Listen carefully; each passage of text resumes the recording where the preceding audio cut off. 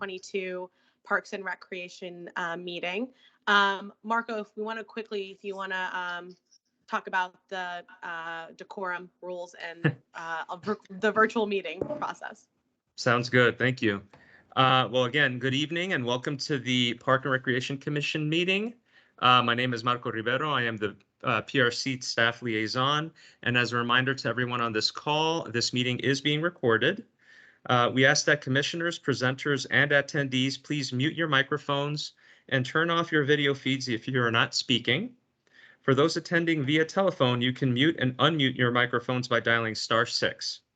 The top toolbar contains a raise your hand function in case a commission member or presenter has a question during the meeting. Commissioners and presenters may share their screens using the share content box above the screen or above the screen. The chat box will also be checked routinely, mainly to address logistical questions or issues during the meeting. And as way of information, we'll be holding a public comment period at the beginning of the meeting, and each public commenter will have up to 3 minutes for public comment, and I will signal to the speaker once time is up. And I will just also preface regarding the public comments, we have 2 public commenters for the regular public comment period, and we'll have 1 public commenter during the 11th and Danville naming item. Thank you very much, and I'll turn it back over to Shruti. Thank you, Marco. Thanks. All right, quick next agenda item. We have 2 months of meeting minutes to review and approve of today. So the consideration of both our March meeting minutes and of the April meeting minutes. We've made some stylistic changes to this. We can talk about further changes offline, but unless there are any pressing issues we want to discuss about meeting minutes, I would like to go ahead and approve them for the commission. So hearing none, let's go ahead and approve it.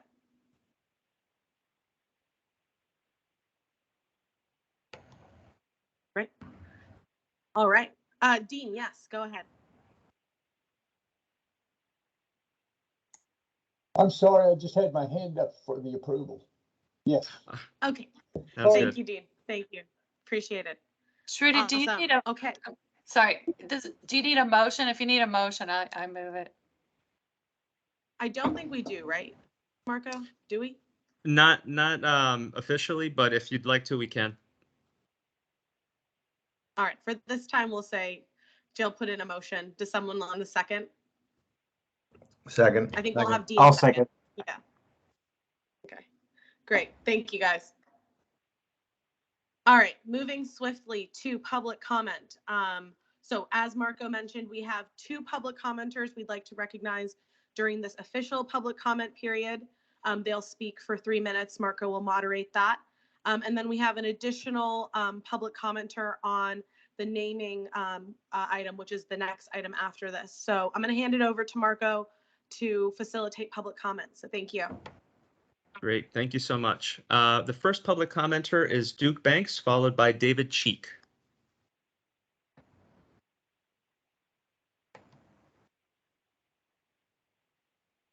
Have I unmuted myself? Can you hear me? Yes, we can.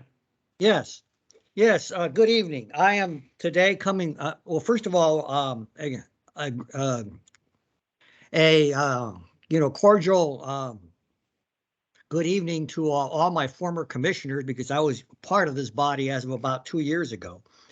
But coming forward to you today as president of the Friends of Gulf Branch. As you know, we made a recommendation to the county board about the nature center hours, about going from that have been cut by 50%. And among other things, we said that we ought to bring that up to full force to 6 days a week prior to the pandemic. You guys sent a letter to the county board saying essentially the same thing, as did Forestry and Natural Resources Commission. We found out that that request was not approved in the budget, but there was a worksheet that was developed by staff that said that they could have, for $25,000, it could, it could be implemented, which we found is chunk change. Earlier today with Marco, I presume we've already circulated the staff report and the comments I made to the county board last Saturday, bringing up to, I mean, on the 24th, the 14th of May, what the,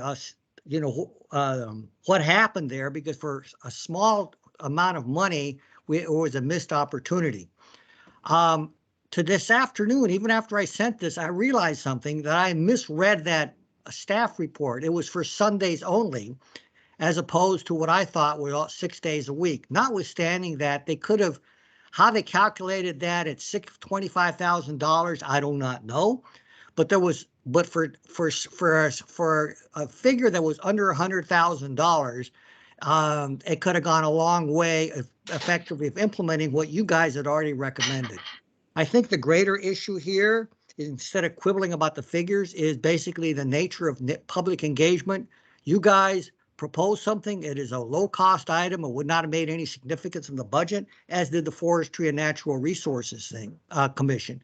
My ask is that you consider sending a letter to the county board, possibly jointly with the Forestry and Natural Resource Commission, saying, if we can't, for $25,000, you can't get approved something that we are both commissions have recommended. What's the nature, what's the purpose of the commission, and why do we even write all these letters? That's item number, that's essentially my ask. And in terms of the upcoming CIP that I know Eric is going to be giving shortly, just as a reminder, Eric, I'm going to be looking to see how the nature centers fare, because as we have mentioned in previous years, and there's, we've had up to 30 civic associations saying we ought to fund upgrades for nature center, because as a park asset, they haven't received any monies in CIPs, as have community centers and et cetera. And thank you, Mr. Banks. The time has expired. Okay. I'll look for whatever mentions, on the budget for, nature centers. Thank you.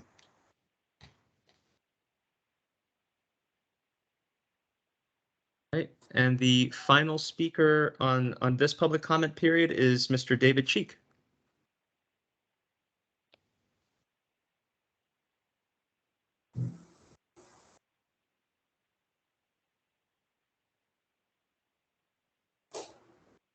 Mr. Cheek, are you there? Hi, can you hear me? Yes. I'm terribly sorry. I'm in Florida working on a sump pump that broke, and I got like sewage on me, so I was trying to wipe it off. But did you want me to speak, or? Yes, please. Okay. Thank you. I haven't rehearsed this. I just wrote a couple notes. Really appreciate it. I don't do this. It's just emergency of a repair that happened. So I was supposed to be in DC. I'm trying to look for my notes. Yeah. Oh, come on. Give me one second. Okay. It's okay, Mr. Cheek. When you're ready, I will restart the clock. Yeah, thanks. I'm just sending I was gonna do this in the car, but I'm still stuck here till where is it? Okay, here we go. Can we start the clock? Yes, sir. Thank you. Yeah. So I'm Dave Cheek, the president of the Clarendon Courthouse Civic Association. Alyssa Cannon will actually be briefing the whole thing tonight. She's actually the whole force behind this creation of the new park and everything. But I wanted to discuss three things about this park. So the first is the naming. The second is the 10th Street Park we talked about, and then the last is a reckless driving issue around this 11th Street Park. Just to give you a little history on this voting, this Clarendon Courthouse Civic Association, the participation is kind of spotty. It's not like the areas with like a lot of retirees, so you have like minimal participation. So we did emails exchanges, and then we had a data scientist who did the poll, which showed like 11th Street Park was the most popular. And then I had a monthly civic association meeting. I think it was like 6 months ago, and we picked up like 11th Street Park. There's only 5 members, which I think by laws you have to go with like 8 or so. So I said, made the announcement, and some people said, "Oh, we didn't know about this," and I guess they weren't reading their emails, or just they were not going to meetings. But I said, okay, you got a fair point. This is a big deal, so let's have the county maybe do it, because you have a better way of talking to a lot more people than we do. We have like only 100 members, so I think Dinah did a survey, and like she came up with the same result, 11th Street Park. So it kind of makes sense. It's around the street, and we kind of want people to find it, because the more people that know about it, it's like more inclusive and diverse. The people because it's a hidden like gem. It's just that once it gets recreated, it'll be more popular. And then the other one, I think it was you guys during the Clarendon Sector Plan supported the 50,000 square foot park with us 5 civic associations, and I was really happy to see that. And I thought with all the support, it'd be like a done deal, but it looks like the county board maybe wants the developer to get the land. I'm not sure, but I was thinking that this other name we were talking about, I can't say it perfectly. It's like Nguyen Ngoc Vic Park. That might be a good name there, or another park, because he's a Vietnamese activist of this area, very well known. I asked my friend Tuan, he's a refugee from the Vietnam War, and he actually knew the name without even researching. So he definitely thought that would be a good choice for any type of park in Clarendon based on the Vietnamese history. And then the last thing I was going to ask you, let me see, how much time do I got? How much time do I have? Have 40 seconds. Okay, yeah, I won't finish, but basically around 11th Street Park, it became a Google Maps shortcut. So cars are racing around because they don't want to wait at the red lights on the main roads like 10th Street North. It's a lot of pedestrians, residents, and cyclists walking around. And up until 2020, it wasn't an issue. They added some like stop signs down the street. But I got cars on camera going 30, 40, 50 miles an hour or more. It's just extremely dangerous. I talked to the county board about it. DS Transportation kind of blew me off. The police said they don't have resources, they can't do anything. Vision Zero, I don't even know, if that's a thing, but basically this is like a complete safety issue. One person got hit last year, another person's going to get hit. We're between a bar district where people drink and get high, and then Route 50, I-90, 395, where people leave. I don't know if you guys can do anything, but like when this park gets rebuilt and people come there, like there's gonna be kids there, and like these cars, like they park by the park, and then if a kid ran out of the, between the two cars, another car going really fast won't see that kid or adult or dog or whatever. So other cities like Palo Alto actually block parallel streets, progressive cities, I might add, and the Netherlands and Denmark have been studying. They do this. They put people in the middle and the cars on the outside. I came up with a proposal. I'll send it to you offline. Basically, how to make a safe space for families, kids, adults to be in the street without getting run over. It's never been done in Arlington, but I think every neighborhood could possibly do it around their parks. So anyways, I think I overdid my time, but I would really like to get with you guys. I've just been so busy working on this stupid house, and then like this thing broke, so I had to go down yesterday, and I got to drive back to DC tonight. Thanks for your time. No worries, David. Thank you, no Mr. worries, Cheek. David. Yeah. Thank you to both of our public commenters. I'll just wrap up real quick and say thank you to Duke, former Parks and Recreation Commissioner, for speaking tonight. We'll talk in the other business section about the possibility of further action on the cutting of the Gulf Branch Nature Center's hours, and would love to hear more public comment from you as well, David, as we move into talking more about 11th Street as well. Feel free to send Marco notes out, and we can talk about passing those around to the commissioners. Thanks. Moving swiftly. Oh, Marco, did you have something? I do not. Okay, cool. So then moving into the next topic, which is the informational item at this point on the potential park renaming, which Diane will be presenting for us today. I wanted to just kind of go through the process that David is also kind of mentioning on the naming side. Right now, we're just getting a preview of the naming opportunities. Next, they'll be going to the other commissions. They'll go into historical preservation. They'll be going to the communities. They'll be soliciting ideas with community feel to them. We're going to have a couple more of these meetings coming up in some upcoming meetings as well. So I want to prime you that the action here is that they're going to come back to us after seeing all of these groups with some finalized recommendations. And that's when we will take more of an official approach and write a letter of support for a community-driven option. And so this is just our first glance preview at this point for the 10th Street location in particular. And so with that, I'll pass it on to Diane. Hi, I'm here. Thank you for your time this evening. I'm going to share my screen so we can look at this presentation I have ready. Tonight, I am pleased to present to you a park renaming request for 11th Street North and North Danville Street Park. The park is located in the Clarendon Courthouse neighborhood, and DPR is coordinating with the Civic Association to rename the park. This 1-acre park is located a block away from Clarendon Boulevard at the intersection of 11th Street North and North Danville Street. A park renovation project funded by the Neighborhood Conservation Program will begin its summer program to improve the park circulation paths, replace the park furnishings, refurbish the lawn and gardens, add trees, new path lighting, and replace the park signs. The community was given an opportunity to provide potential park names through an online public engagement initiated this past March. In April, a second online engagement was held to give the community a chance to rank 4 potential park names, which met the county's park naming criteria. The applicable naming criteria are listed here. To name a park after a geographical, historical, or ecological relationship in which a site is located, or to commemorate an individual service who has made significant contributions to Arlington County through participation in community, state, or national service. A facility can be named 5 years after the individual is deceased.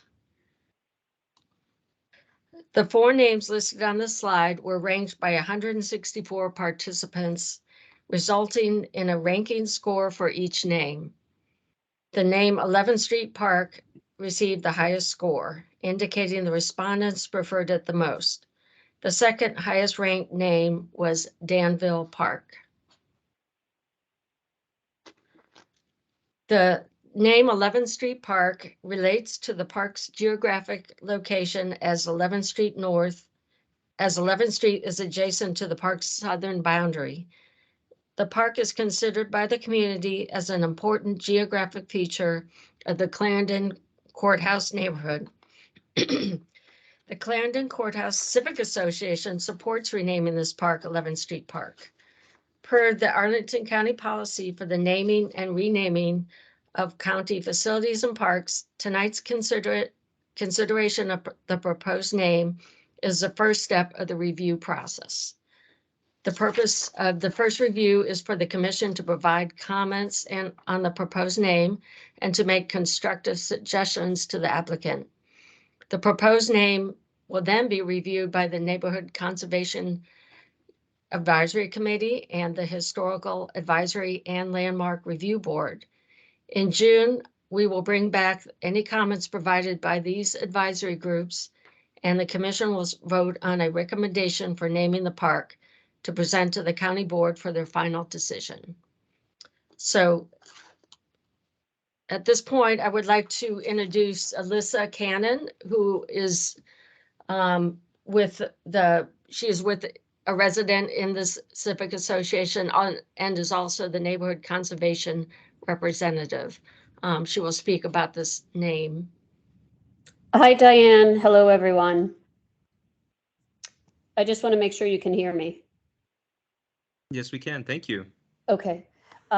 Yeah, we've been very excited about this park project for quite some time. And so we originally tried to circulate a name throughout the CCCA, and we only had about 11 respondents. And so, you know, I just felt like it was something that needed to have a little more widespread, give people the ability to weigh in on it. And so that's why we asked Diane if, you know, she could kind of conduct a naming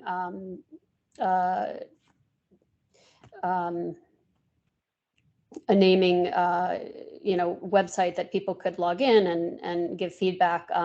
This park gets used very heavily. It's a fantastic park. And for some time, you know, it's really been in the front of some of our townhomes, and it gets used. It's really the bedrock of the community and gets used widely by a lot of people. And so once she set up and conducted the search, I think we had about 146 respondents, which is great. And 11th Street Park seems to work well. A lot of people just refer to it as the 11th Street Park in general.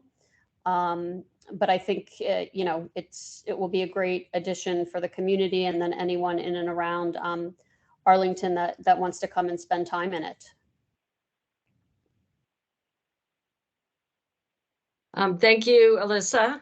Absolutely. Yeah, I appreciate your words, and also David Cheek. At this point, we'd be glad to take any questions or comments from the commissioners. Yeah, thank you, Alyssa and Diane, for your comments today. I'll just kick it off with, I'm really here to echo what the neighborhoods want. And I personally think if 11th Street works, let's see if that works. I'm also interested in seeing what we hear back from NCAC and the Historical Preservation Commissions as well. So yeah, I see Jill has her hand up. If you want to go ahead, Jill. Thank you. I'm just a quick question. What is the park name now? Isn't it 11th Street Park? That's what it is on Google Maps. It doesn't really have one. I mean, I think that kind of just happened because there really wasn't one, but yeah, that's kind of the way it gets referred to. Well, in our park inventory, we call it 11th Street North, 11th Street North and North Danville Street Park, which is very hard to, say. So, So this, this renaming will make it official that it'll be called 11th Street Park. Yeah. So that is a long name, so I can see why it does make sense to have something a little more concise. Yes, definitely. Great, thank you. David, I see your hand is up. Go ahead. Yeah, thanks. I just wanted to say that I'm glad that you went through the second round of naming. Obviously, under a dozen votes isn't very a strong recommendation, but with the second survey, and I thank Diane for helping with that, I think it makes a lot of sense. It's consistent, and it's also sort of functionally useful to have a name that can tell people where it is in the name. So if that's what the Civic Association wants, then I'm fine with forwarding it ahead. Yeah, David, I agree with you. I just want to double down that I appreciate staff's resourcing to provide a secondary survey here to verify these results. I think it's great practice. Yeah, I know our CCCA would like some more participation, but I also know just how busy people are. I think sometimes that and that's why it made sense, things get lost and happen very quickly if you just turn away, for a meeting or two. Yeah, I can, but like as an experimental design, if you will, I can see it as like, the group run, community run survey being one population and the county run survey being a separate population coming to similar results is actually like a nice exercise, even with sample size being low. That's a good point. Yeah. All right, Sarah, go ahead. Yeah, I just wanted to echo the comments from David and Trudy as well, that I use this park on an almost daily basis to walk my dog. I live right around the corner, so I always call it and think about it as the 11th Street Park. I do think that's how it's referred to, and keeping consistent with that clearly seems to be in the interest of the rest of the neighborhood, and I think will enhance the value of this very understated, undervalued outdoor space in the Clarendon neighborhood. So thanks. Awesome, Sarah. And we can talk about, when this comes back to us, who would be best to write letters. And I really like to get some more of our folks who live close to this park to talk about it too. All right, Melissa, go ahead. Yeah, so I do think I've been to the park many times, and I think the 11th Street helps us kind of contextualize where it is. But if we were to want to honor the legacy of the Little Saigon neighborhood in Nguyen, I wonder if there could be more perhaps signage or kind of a historical preservation note or something like interactive that might be able to help have that as be part of the park, even if the name doesn't get changed, because it sounds like 11th Street seems to be pretty firmly a popular choice. So I think that was mentioned as discussed, but I'm putting my ideas out there too, that I think that's a good idea if we want to keep that sort of legacy knowledge going. I endorse that comment as well. I like that idea. I think there was some question as to, well, if they wanted to be recognized in that way. And I think I can't imagine that they wouldn't, because like somebody just said, and sorry, I'm not paying attention to all the names, but I think that legacy is really part of Clarendon. And so I think that would be really nice to even have some sort of, signage or something that talks about that. I think when people can go to a park or go to a place and there's some historical content, it really grounds them and gives them a sense of belonging when they can see that there's historical content. Yeah, definitely. All right, David, do you want to add into this? Yeah, just to follow on, and this has more to do with, I don't know if the designer, if Kathy is on part of this call, but this park, the corner of this park, meets up with a pathway that goes into what's now called the Clarendon Crossing, which is the old Clarendon courtyard thingy, off of Clarendon Boulevard across from Whole Foods, the little drive-in. That's getting redesigned. It probably is almost done, but I just wanted to make sure that the connections will be not only there, but also noted with signage. And that might be a way to, with that, some of that signage, to talk about some of the historic aspects of this whole area, not just the park, because all of this redevelopment has supplanted, earlier business enterprises that were part of the process of evolving central Arlington. So just a thought there, just to throw out. Yeah, that actually, the Clarendon Crossing project got delayed. I mean, the whole middle of it right now is a construction site because there was some delay getting it started. So it is currently all under construction at the moment. Yeah. And I think David's comments also harken back to David from our public comment section on the importance of publicizing these smaller parcels of land that are very important parks to these communities. Signage, connection between them, uniformity, things like that. All right, this was a great discussion. Any other comments about the 10th Street Park naming intro?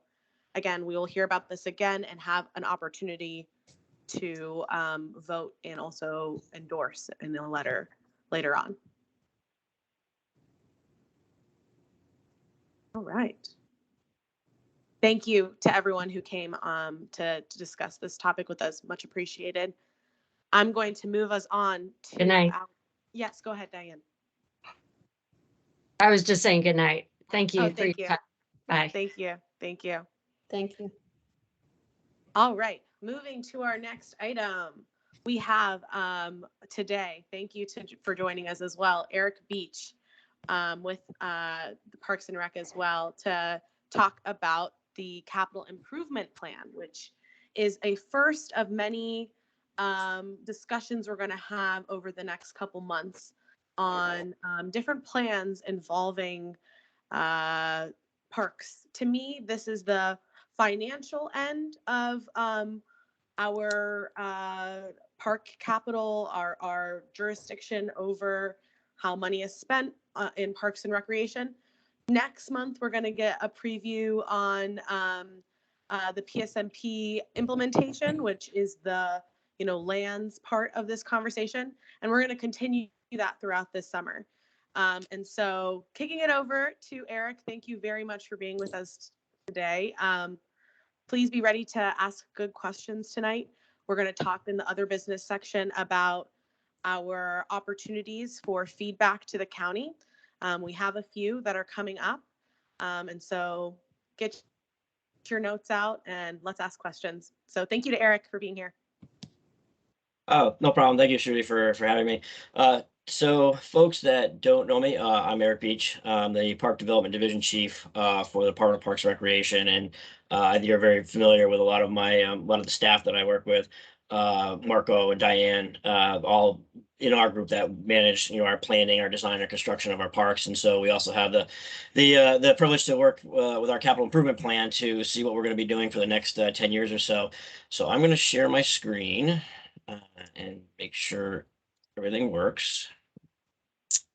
Is that showing up? Yes, it is. Thank you. Excellent. Thank you. And so A couple things real quick before I start. This year's CIP, and so this is it's kind of it's a good thing that you guys are kind of be working through these different plans and things that the department's been working with or uses sort of as our guiding documents.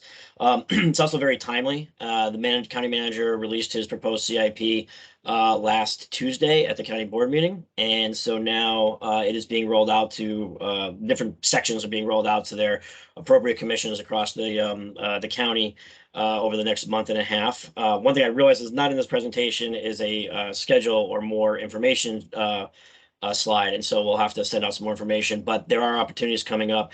There will be a public open house that the county board hosts that you can come and comment on the plan, as well as a work session. We'll have a work session on June 14th. It's just parks, and then there's some other departments involved in it. We're all going to present to the county board a little bit expanded version of what you're seeing here, but generally the same presentation. Well, they'll ask me a whole bunch of questions, and then there'll be the adoption coming for Target in July.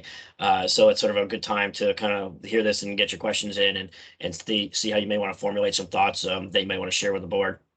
Couple of real quick things. I'm going to move pretty fast. We've got a lot of ground to cover. And so if you have questions, please jump in because I don't want to miss anything, but I also want to be mindful of the time that we have tonight. The county has always done a 10-year CIP. Meaning that what happens is when the CIP is adopted, the first 2 years are put out for a voter referendum in the fall. So there'll be once the board approves this in July, there'll be a referendum in November that will fund the first 2 years of the CIP. And then the years from there out are planning for planning purposes.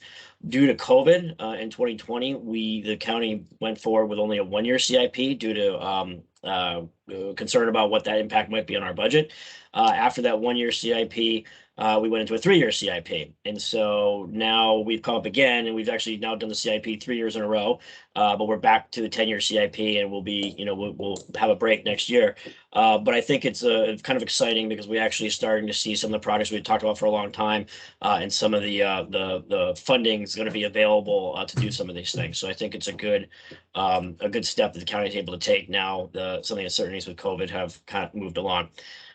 So for Parks and Recreation, when we look at our CIP, there's a couple things we want to do. As I had mentioned, when we did a 1-year CIP and a 3-year CIP, we only dealt with almost the immediate years that we were funding the following year.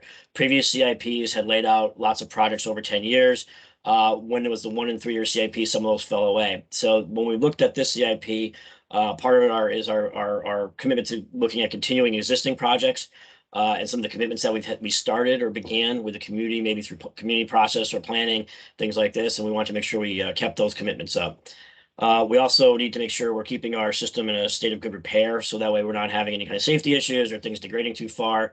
And then we want to look at how we distribute projects across the county and what that means. And then looking at what the 2019 County Board Public Spaces Master Plan guides us into doing. And so that way we're following what was laid out for the department. I'll talk much more about these in later on, but there's some key projects that we'll go through individually. Things like the Boathouse, Gateway Park, Crystal City Parks, and some others. 2 new programs, Emerging Use Program, Natural Resiliency Program, we'll get in a little more detail on, but it's just a highlight of what's coming up. One of the things that has evolved a bit in our CIP this year, and we were beginning to tackle this over the last couple of years, we've always kind of looked at it in some way, but we're trying to do it in more of a quantified way now, is how we achieve sort of racial equity in our CIP program. And so some of the ways that DPR does that, some of the departments do a little bit different things here and there. But we tend to look at geographical distribution, both to see which neighborhoods we'll be serving, the density of people serving, maybe some of the income characteristics for neighborhoods, and looking at how that works. We're also looking at our asset management study. And so we have a study that's going out to look at basically has gone out, inventoried all of our assets in the county, playgrounds, trash cans, picnic shelters, benches, restrooms, and see what kind of condition they're in. And then to be able to see where they might be on a priority list. We've begun to look at some other communities that now, when you are working through that formula, have added some equity indicators into that, such as income, or makeup of neighborhoods and things like this. And so we are starting to look at that. That is not something that has been applied yet, but it is in evolution, if you will. Our long range planning kind of tackles it a little bit differently. This is a lot about when we get into planning processes, who are we engaging with, who's being left out, making sure we're getting a broad capture of the community when we're getting input on these plans. And our capital maintenance programs, our projects are always looking at our public spaces master plan. We have a level of service in there, but we also have an access level of service to know how far and how if there are any gaps in that service to our residents. So that sort of gives you how some of the factors that we determine which projects. And it's always helpful to look at what we've done over the last year, even with the COVID budgets, if you will. We were able to open up the Longbridge Aquatics Fitness Center, and it's 10 acres of park. We did some synthetic field work around Virginia Highlands, renovated a park at Zicala Sa. We've done some trail work. This is an example of Bluemont Junction. We installed one of our pedestrian bridges at Glen Carlin Park, and we built another park at Roslyn Highlands Park. That was part of the overall RAPS process that took place about 4 or 5 years ago. Just it's always good to know too, while the Parks CIP is one of many assets the county has across all the departments. We have a pretty large portfolio. We have 147 parks, covers almost 1,000 acres. In that, we have 81 playgrounds. We've got 42 rectangular fields. We've got 35 diamond fields. We have 67 bridges and low water fords. We'll talk more about that. Almost 40 miles of trails. Thousands of picnic tables, benches, grills, kiosks, drinking fountains, and things like this. And then we have, almost 1 million square feet of parking lots and access roads and things that we have to maintain to our parks. This is a quick soundbite on the county as part of the CIP is creating an interactive map that will allow folks to go into the CIP, click on the projects, get more information and take a look at where things are located. But it should be noted that, we've been able to take a look at our most recent work, and we have about 20 funded projects that are underway. We have 15 new ones being proposed. And when you put these maps together, you can start to see how some of our investments have come into the denser neighborhoods, but it also allows us to look at gaps and see where future investment could go. In order to set up what you're going to see on the next couple slides, as far as the program itself, we need to know what condition our assets are in and what we've done so far to address the condition of those assets. So as I mentioned, we have this inventory and this assessment by outside consultants of the shape of our amenities. But we have basically $23 million that have been invested since FY18 and sort of through these COVID years. In our program, we have 25 new or fully renovated parks in the last 15 years, and that matters because in that body of assets that I was talking about, these are assets that now will be back in a 20-year life cycle, and we will be able to tackle the most critical needs. So it's making progress through that process is what's important. We put about 10 million in our 9 synthetic fields. We have 17 total synthetic fields in our inventory. And we're adding one here. That's included a new one we added as far as the upper TJ. We converted the natural grass into synthetic turf there. We have our trails. I did mention we have 40 miles of trails. We are getting ready to do a new trail condition assessment. We're trying to do that every 4 years to let us know the shape of the trails. And as technology gets better, we're actually to get into more areas of trails. And so we've been able to keep up. We've had about 2.5 miles of trail replaced over the last several years. We have identified about 15 bridges, low water fords that are flagged that need major repairs or replacements over the next 10 years. But again, once these are done, they have a 50-year life cycle. So it's sort of checking them off and then getting ahead of that need that we have. We've replaced 2 of those bridges since 2019, and we have 2 more proposed, and I'll talk a little bit more about that. Hit the wrong button, excuse me. It does get a little bit confusing sometimes. I myself get it mixed up. This is a 10-year CIP. This is primarily driven by bond funding. There's some TIF funding and other things at play, but as part of the PAYGO and the operating budget, we also approve, that's where most of our maintenance capital program comes from. And so that was done in, I think it was May or June, April was approved, and some of the things that are already previously approved that you will not necessarily see here, but just so people don't forget that we were able to do that. This program funds some of our things like our ability to undertake some studies and feasibility work. It funds our capital asset manager. We were able to fund the design for a redo of Bailey's Branch Park Playground and the Woodmont Playgrounds. It has some of the money that's around Bluemont Tennis Court renovation. It looks at our synthetic fields through the short-term financing, which is Wakefield High School is going to be up. And the Greenbrier running track also will be placed through that program. So super quick on this slide, our 10-year program, you can see here lays out from 2023 to FY 2032. One of the things the county has some major investments that it's doing, particularly in the Barcroft Apartments on Columbia Pike with the affordable housing work that's going on there. And that does have an impact on the amount of money available to other projects and programs. Also, schools is getting ready to renovate the Career Center, and that all impacts the debt service ability of the county to manage debt service. So what we are looking at when you lay this out is how that debt service, where that will have the most impact, it lays in with our program. And so this is sort of maps out, and you can see on a yearly basis how much our total funding would be asked for, with a 10-year total of about $271 million. That's split up through 5 programs: maintenance capital, park master plans, trail and bridge modernization, parks land acquisition, open space, and synthetic turf. And so we'll kind of get into that here now. So this is sort of the exciting part, what is coming up. And so our master plan category, which if you recall here is our first category in this slide, has basically most of our parks that go through a master planning and design and a construction phase. Some of these have just design and construction, depending on where master plans, how recent they are, or what other work has been done. One of the projects that's been in the CIP a long time, has been bouncing around, are the 3 urban parks in the Virginia Square, Ballston area. These are Maury, Herstal, Milken, and Gumball parks. And so we are finally going to be able to try to tackle those in the early end of the CIP. And so will be a comprehensive plan all 3 of those so that they share amenities and then none of them are overly impacted because they are sort of a middle level casual use space type parks. And so we're looking forward to be able to try to move forward with those, as we've talked a long time with those neighborhoods about that. Jenny Dean Park, Phase 2, this is for folks that are familiar with Jenny Dean. The WETA building is in the middle of that park right now. The county had picked up its option to acquire that once WETA moves to its new facility. They are actually coming forward with that and look like they're going to be vacating in 2023. So this is funding to demolish that building and incorporate that last piece of the property into Jenny Dean Park. So we'll have a full and complete redeveloped Jenny Dean Park.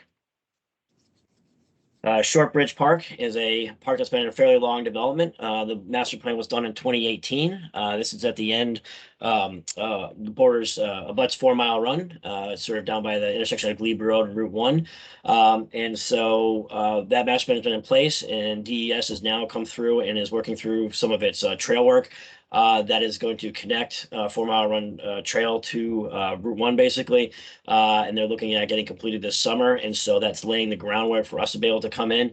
And so we have provided for design and construction funding in this area. And so I won't go through all the details because there's a lot coming up, but it has a plaza, it's got a casual lawn use area, river overlook, and things like this in it.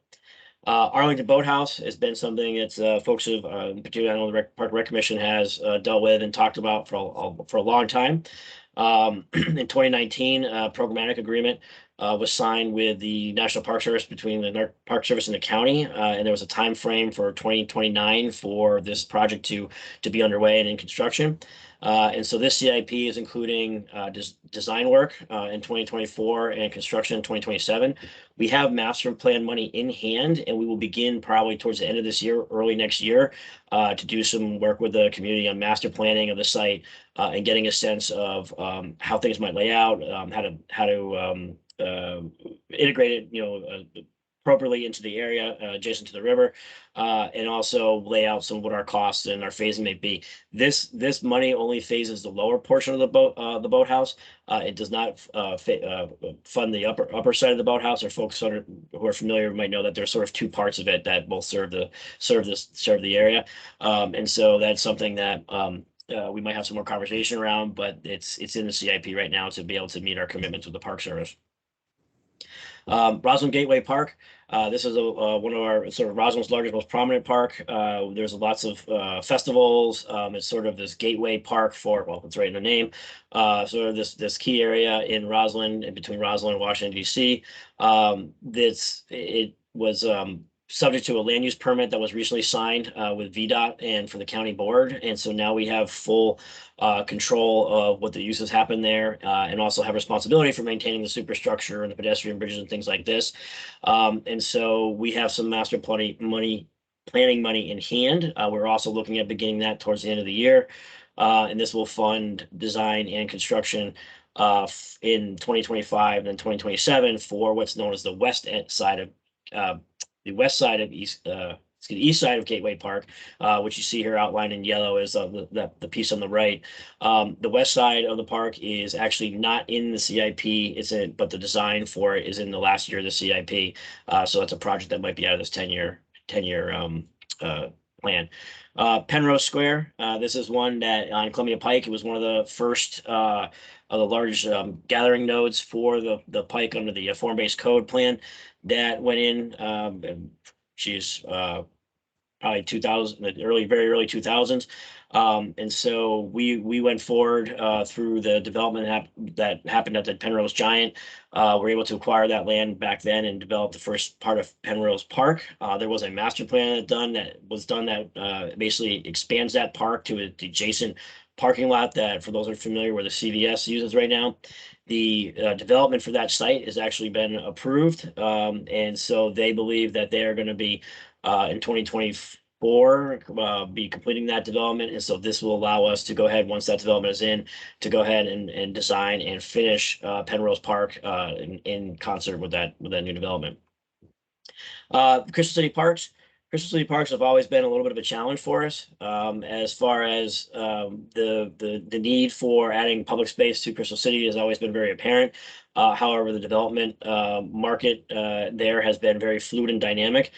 This is the first CIP that we have a fairly good sense of how that is going to be coming together now. And so we were able to make a pretty good strategy on how to move through the first few parks in Crystal City.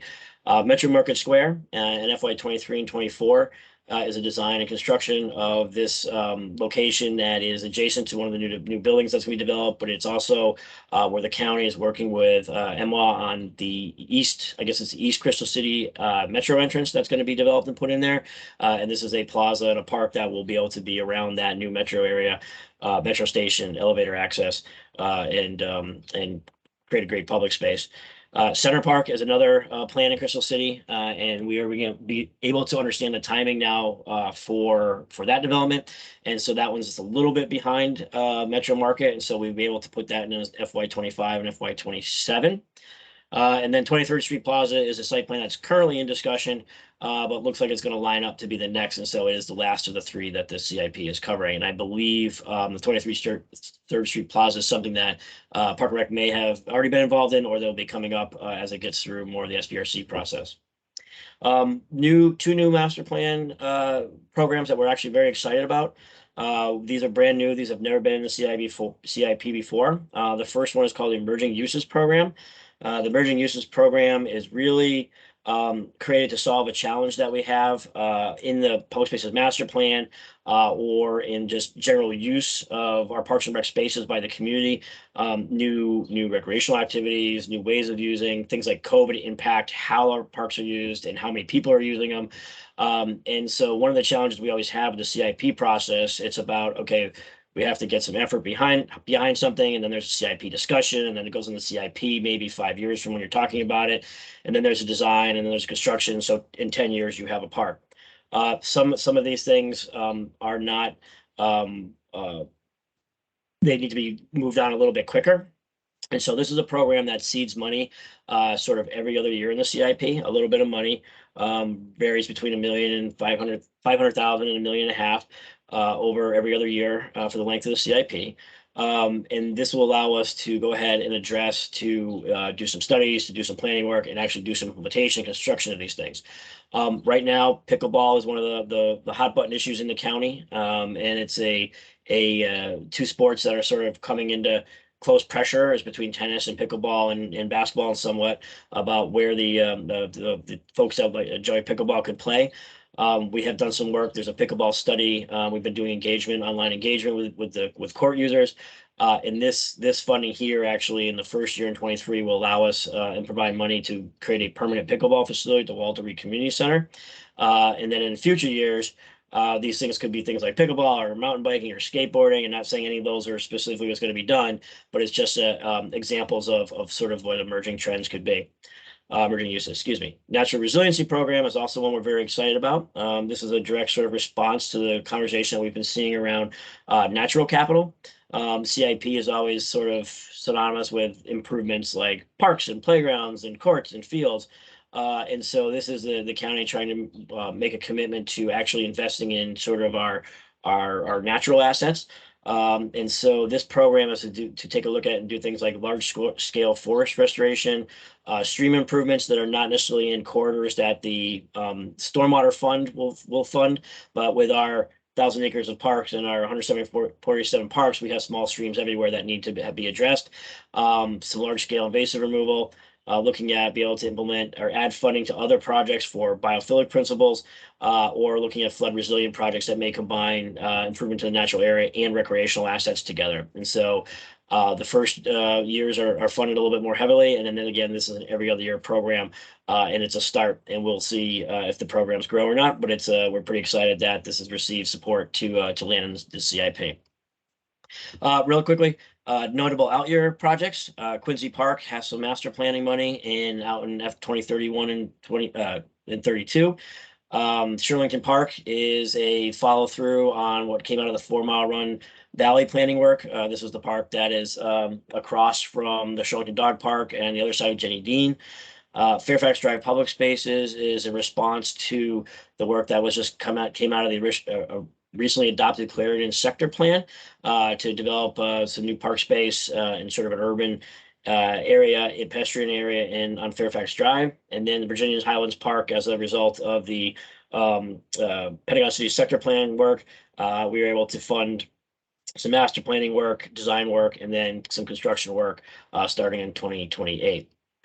Real quick, hopefully moving through here, just to touch on, this also here's our trail and bridge modernization program. This ends up being about a total budget of $19 million. It combines 2 programs together. It replaces our trail work. It looks at replacing our bridges. This is where our assessments are funded to see the condition of our bridges and conditions of our trails. Recently, we were able to complete the first replacement of Lever Run, one of the first bridges in Lever Run.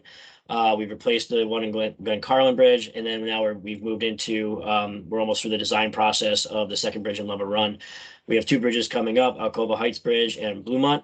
And then on trail work, over the years, last few years, we've done work on Route 50, Bluemont Junction, 4 Mile Run, Lucky Run.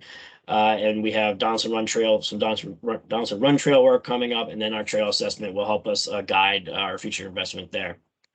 Land acquisition, I know, has always been one that the commission has some interest in. We have not had any funding in our CIPs since FY 2017. And so we are happy to say that this is back on the table. And so there's about $5 million starting in 2023 recommended to be funded for county purchase of land for parks and recreation. I did just want to note here, we have, while we've had that gap of funding, we still have made some progress in our goals for that the PSMP set out for us. Since the 2019 PSMP, we've been able to acquire about a little over 4.5 acres of land. Places like Fort Scott Park, we've had 3 conveyances that have turned into, that are now permanently park land. And we have locations like Shortbridge Park that has a significant public easement that was converted to county ownership. And through our site plans, and I want to thank Park and Rec Commission. I know you have lots of involvement in all these different site plans, and sometimes they seem to be a little bit overwhelming. But through that process, the privately owned public space that has a permanent public access easement on it is adding up to about 7 acres since 2020. So through that work, we've been in some of the acquisition we've been able to add some valuable land and space for our system over the last few years. Synthetic turf program, this is one that's sort of funded through the operating, but it is part of our 10-year planning work. The one thing to note here, or a couple things to note, is that we're in 2023, we're doing Wakefield High School, Washington Liberty and Williamsburg Middle Schools 1 and 2 will be in FY24. But the big piece here is that there's a conversion of the natural turf at Kenmore Middle School was added to 2030. That was coordinated when APS was willing to do the work along with us, because this is a cost share here. That would it's a fairly sizable program because there's a lot of earthwork and other things that have to be done to the existing fields themselves to make that into that new facility. But it is placing out here as a point to strive to. I won't spend a lot of time on this. This is basically just so folks can take a look. This is our funding sources for each of those years. So those years on the very bottom, the total funding source will align with that earlier slide I had shown. I think the key thing to take here is that we do look for other sources of funding. So for example, we have not just the GO bonds that we issue that Arlington issues. We have over the course of the CIP about $15.5 million of developer contributions coming in. We have some TIF money, about $15 million of TIF money that pays for some of our work. And so there's all these things come together to fund our CIP. So with that, that is the end of the presentation. Shruti, I can answer any questions you have. I hope I didn't take up all your time, but want to get the whole program for folks to be able to take a look at. No, Eric, this was wonderful. Thank you for the very quick, very dense, but very thorough intro to this topic. I'll kick us off, but please, commissioners, start raising your hands if you'd like to make comments as well. First off, I'm very excited about the return of the land acquisition money. I think we should support the contribution and its continued growth as the SIP years continue. I'm excited about some of these new programs, the emerging uses program, and how we can recommend in our letters, in our public engagements, for how we think that survey money should be used. Also on natural resiliency as a first step to being able to add some meat behind our natural capital. I'm encouraged by many of these things. Also in reviewing this presentation offline or again later on, seeing the investments that are made year over year on some of these future parks that we're going to see coming through is exciting to see the ongoing commitments from the county. So that's my first take on this. So I'll give it to Adam next for questions. Go for it. Great, thank you, Shruti. I appreciate that. And Eric, thanks for your presentation.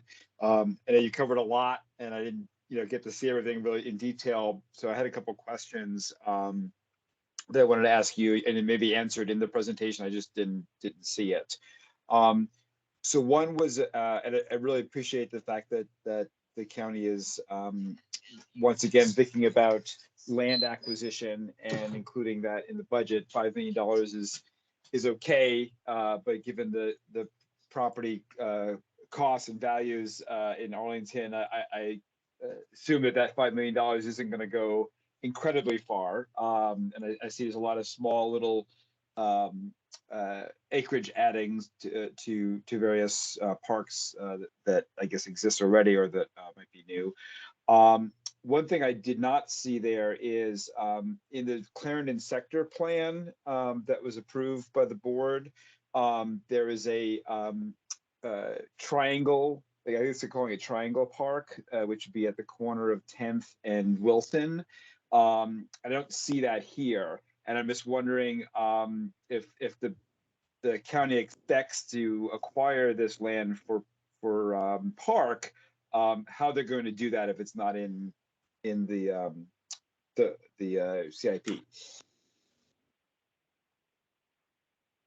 So, okay, I think we've got a couple different things feeding into that question. So, what you see here on this slide are two things. One, these are actually on the left-hand table are parks or land that has actually turned over to the county as far as we've acquired it and received either, we have the deed, for example, on the purchase or the conveyance, the deed work was done to, convey it to the county, and it is in our hands, in our control, in our inventory. The ones on the right are site plans that are either have the same, they have been built and a public easement has been handed to the county. as far has been filed, so that guarantees public's access to it. Or there's some like Penn Place and the Wendy's site plan that they were approved, and we will be anticipating, these are private development that were approved that will have a certain square footage of space coming that easement will go on. Something like the parcel over on that where the triangle is on the clear link, that is just right now, that's just indicated in a long range planning document. So there's not an active site plan on it where there would be, you know, a board approval that has a condition that requires that property to put an easement. At some point, somebody may come into that and do that, and then it would be added to our list here because it's sort of a guarantee. Other ways to do it is outright acquire it. And so that would be part of the acquisition, and that would be funded through the $5 million here. So specific parcels are not identified for acquisition in the CIP. They never have been. It is just it's a funding source for when opportunities arise, or we also proactively look at parcels. For example, the PSNP lists a lot of priority parcels in that document, and so the county will work to actively proactively approach owners to see if they were willing to sell or something like that.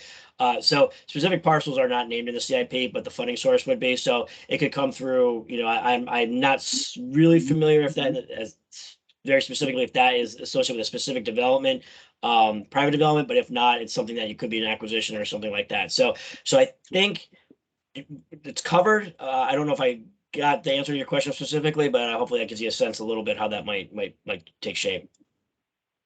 Yeah, thank you for clarifying. I want one kind of like further clarification. So these projects that are listed here are not what the $5 million are going to be spent on. These are projects that are already in the works and have already been either acquired or transferred. Yes, exactly. Okay. This is just a little bit of a cataloging of what's been able to take place since 2019 as far as land acquisition for the county. This is just sort of a record of what happened. One of the things that we have a lot of conversation around is by not being funded, it's absolutely right. We don't have the opportunity to acquire very much land that the county buys itself outright.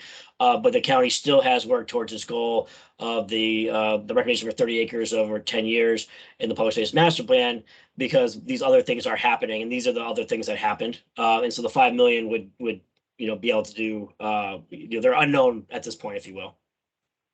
Okay, all right, thank you. And then my second question, in my last one, for now anyway, is about the synthetic fields. I definitely appreciate the as a sports youth sports guy. I am heavily into making sure that our fields and recreation space for youth sports is adequate.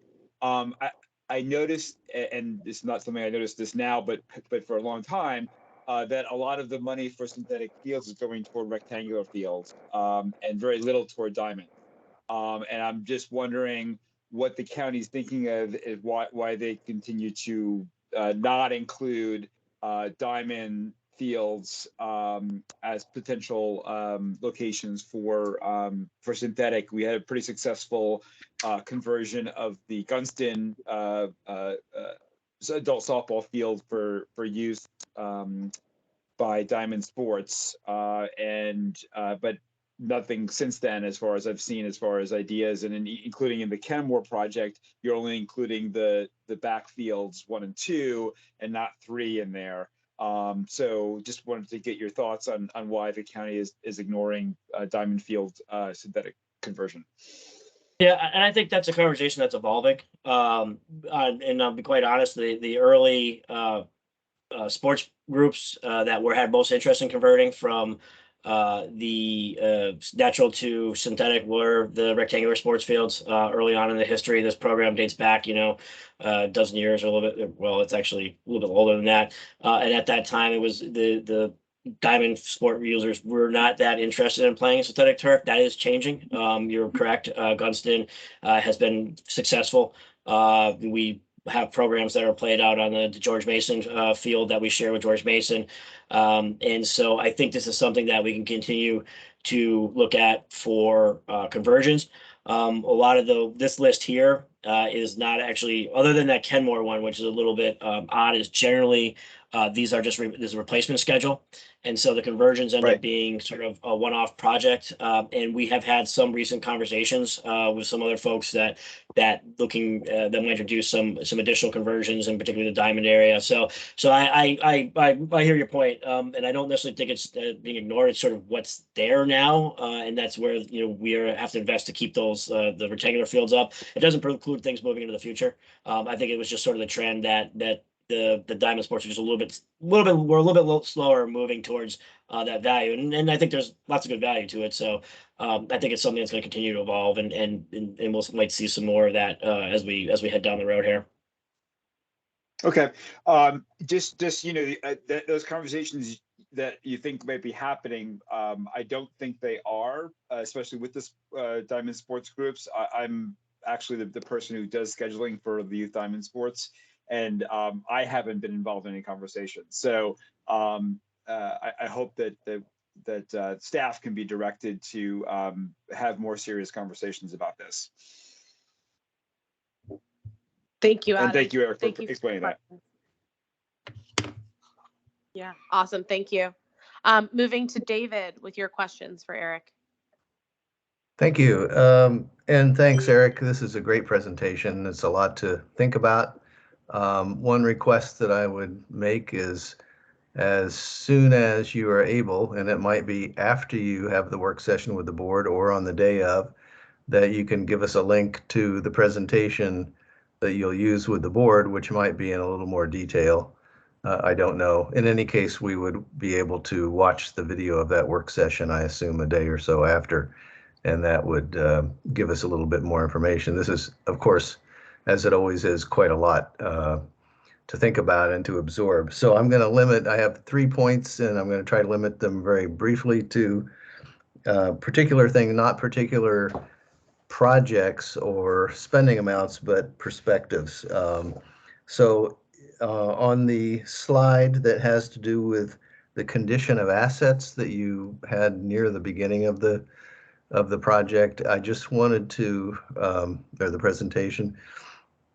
Yeah, there you go.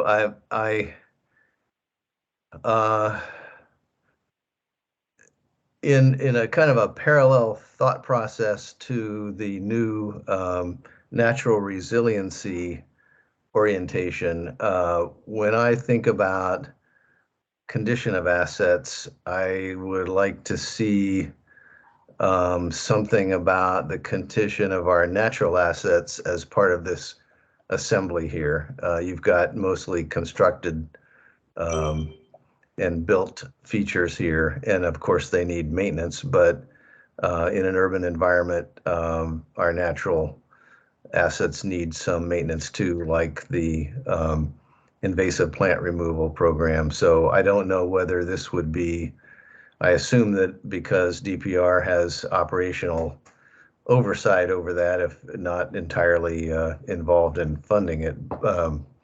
But if I think that it would be useful to include that as part of this portfolio. So the second thing is on the master plan initiatives slide, which is a little bit further down the way.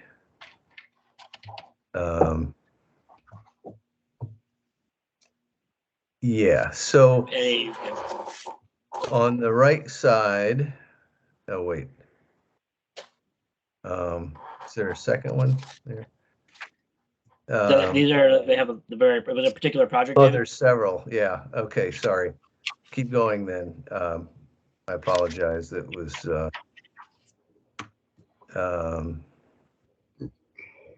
there was one of them. Maybe it was here we go. This is it. This is it.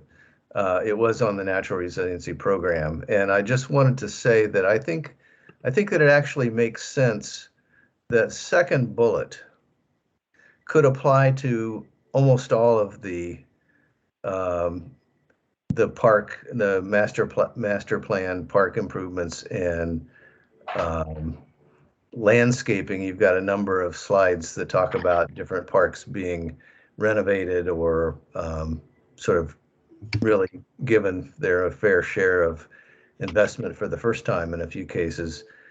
In all of those cases, all of these issues about stormwater, about tree canopy, about invasive removal and biophilic principles should be part of that landscaping concept. So whenever it says on any of the slides, landscaping, that's what I think it should mean.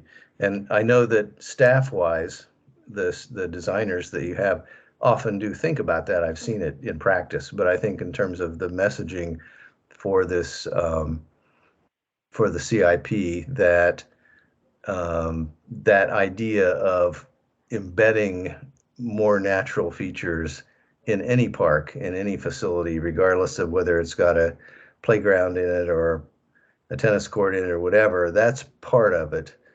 And you use those natural features to landscape around the built features that you create. I think it's a win-win, and I think it helps, as we've seen, for example, in Bluemont, was necessary because of the RPA requirements when the new ball field went in to do some natural planting there, and that's been a fantastic success. So we've seen it happen before, and I would just encourage that principle to be part of the overall concept. And then the last thing is on the funding sources slide, where there you go with there's a line in there for stormwater utility with all zeros, and that may not be DPR purview at all. I'm not sure, but and I know it's a project TBD under DES's programs, but I just wondered if, without putting you on the spot, if you could anticipate what might be in there in the out years. So, David, I would say I actually wouldn't really have any idea about that. The stormwater utility fee revenue is tied into the DES programs. And I know they've got obviously their section of the CIP. It's just not something I've looked at closely, because this was only as of last Tuesday. They're moving some of this stuff out. So I don't know. We might probably could find some information from what they're putting together for their presentations and can share. But as far as right now, I'm not entirely sure what they might be laid out for their use of those funds. Yeah, well, there are an awful lot of unknowns at this point, and I didn't really expect that you would have an idea, but I just wanted to raise it because it is an area with a lot of potential to improve things in a lot of different ways. So just thought I'd raise it. Anyway, thanks very much, Eric. Thank you, David. Thank you for your questions and your comments on a couple of these items. I'm going to pass it to Jill next for her comments. Thank you, Trudy. Thank you, Eric. I appreciate the presentation, and I just had a couple of questions on the natural capital concept, and I am very, very gratified that it's included. And excited too. I mean, I was happy to hear that you're excited. But I just have a few questions. It talks about $8.5 million over the 10 years, but why does it start in 2024, and why is it a biennial request? I was just curious about that. So one of the things that just kind of sort of as an overall look at the CIP, when I earlier I talked about some of the pressures on the CIP, some of the large investments that are going on around the Barcroft, some of the ones going on in schools, all the things that we're trying to do, all the things that DES is undertaking, and fire and police and everybody else. We have to be able to manage how much requests we're putting in to the CIP to spread it over. And so for us, in order to get the program started, a biannual request, and when the CIP document is brought forward, and actually it's online right now and you can kind of see it, the emerging uses and the natural resiliency alternate years. And so that way so in 23 we have emerging use, 24 we have natural resiliency, 25 we have emerging uses. And so it's a way of spreading the amount of what is essentially new money into the parks CIP program out over time so we could get the program created in a way that was manageable and sort of palatable for the folks that were, you know, holding the purse strings, if you will. And so that is sort of why it's biannual, and that's why we're looking at, you know, relatively modest amounts, which are it's a fair amount of money. It's a good amount of money, but it's a really modest amount to get the program started and managed. And thank you, and that makes sense. And then, and does the term request have any like biennial requests? I mean, does this mean we're gonna have to justify it every single time, or and if so, what's the process for that? All right, so my own request, it really is a setting request because of this whole, everything in here is a request at this point. That's probably a nomenclature we're usually right now. Our request was starting 23, our request was starting 24. But I will say it is something to remember is that, you know, this is a 10-year CIP, and the way you lay it out, you know, that kind of, it means your foot's in the door, and that's what you're expecting to see in future iterations. But only 23 and 24 are funded with this CIP. You know, that's part of what the bond, you know, the bond referendum that happens in November will fund. We will then do this again in 2024 and do a new CIP, which will then fund 24 and 25, or excuse me, 25 and 26, right? So I don't want to overly complicate your question, but yes, we will have a conversation about this probably every year now. We have a CIP if it all goes to plan, and that's a good thing, right? That's a good thing. If we're talking about it every time we do a CIP, that means the program's still there and it's still being looked at. Okay, thank you. And that really helps a lot. And so then my other questions just have to do with jiving the slide. I don't know what the number is, but it says program summary. And the one, and it totals out to 149 million. But I don't see 149 million shown on the detailed slides. And then there's this big chunk that comes in 2027 of 42 million. And I was just wondering how that all jives. So the $149 million is spread over these here, which are sort of the near-term programs, and then we've got the out-year programs here. The 42 million in 20. I'm sorry, I don't want to make anybody dizzy by my driving. 27 is the combination of Gateway and the Boathouse together. So if you look, I believe, and that's off the top of my head. Okay, I'm sorry to interrupt you. So this is all part of line 2, not just line 2. Right, yeah. So Parks Master Plan, the 149, is everything that are in these purple slides. Okay, and so then what is under maintenance? So we don't have detailed under maintenance capital. Right, maintenance capital is what was in this slide here that we had previously worked through at the operating budget as part of the PAGREL, the short-term finance projects. So that's why I started sliding. So one of the CIP gets a very complicated document. So this is our whole program, right? Okay. Maintenance capital is part of this program that we've already talked about, went to the county board work session and did, and these are the projects here.